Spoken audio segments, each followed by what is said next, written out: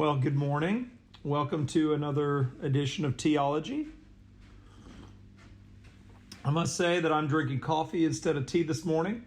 My name is Josh Rieger. I'm the minister in Hexham Presbyterian Church, way up in the north of England.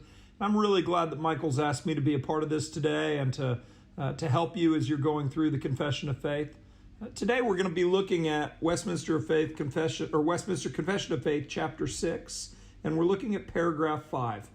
Chapter 6 has been dealing with sin and been dealing with original sin, the corruption of original sin that we all have because we're sons and daughters of Adam and Eve. And in paragraph 5, Westminster Confession of Faith says, "This corruption of nature during this life doth remain in those that are regenerated. And although it be through Christ, pardoned and mortified, yet both itself and all motions thereof are truly and properly sin." The confession is saying here that even though we're saved, even though we've been made alive in Christ by the Spirit, regeneration there that it's talking about, we still, while we're in this life, while we have these bodies, bear this corruption of our first parents, Adam and Eve. So we still struggle with sin, but we also still have that sinful nature and corrupt desire, and it says that it's there. And even though it can be pardoned by Christ and has been, and even though it can be mortified or put to death, we can put to death the deeds of the flesh, as the sin says.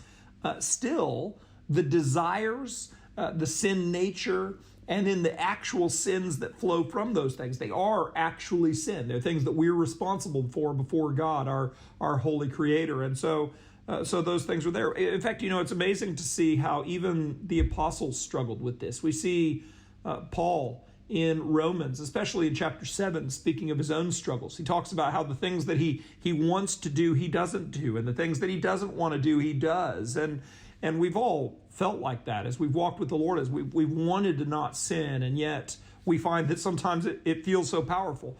And he ends that section saying, "Who will deliver me from the body of this death?" I mean, he just wants to get rid of sin, but we ought to remember that regeneration word in here that is in this paragraph, because if we are regenerated, the Spirit is dwelling within us. And the Spirit of God is power to overcome sin. He gives us power to overcome sin by His Word, through prayer, through fellowship of the saints.